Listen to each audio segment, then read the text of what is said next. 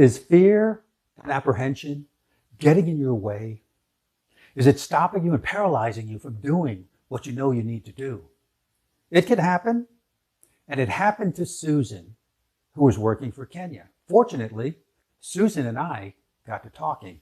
You see, Kenya was going away, leaving Susan to cover for her. And she just didn't feel like she could. She didn't feel she had the ability, the knowledge, the know-how. So we got to talking, and I asked her to do these three things. I said, Susan, let's define exactly, let's drill down to what you feel you don't know and situations that might arise that would cause you to not know how to move forward.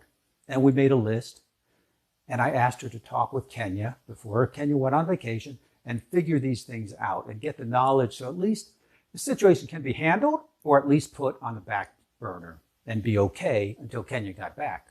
Number two, I said, Susan, what's the worst that can happen? See, sometimes we let fear run away from us and we imagine these terrible things that can happen. And we really drove down and figured out what's the worst that can happen. It was that the projects would get delayed a little bit. Susan was new. So projects would get delayed a little bit till Kenya got back. And in that situation, it wasn't a big deal.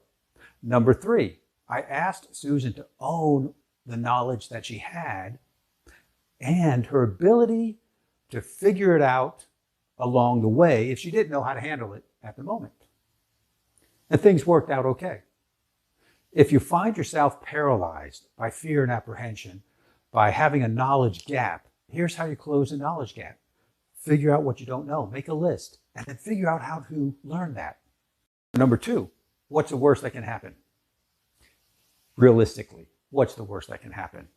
And number three, own the knowledge you have and your ability to figure it out along the way. And if you follow these three steps, I'm sure things will work out all right.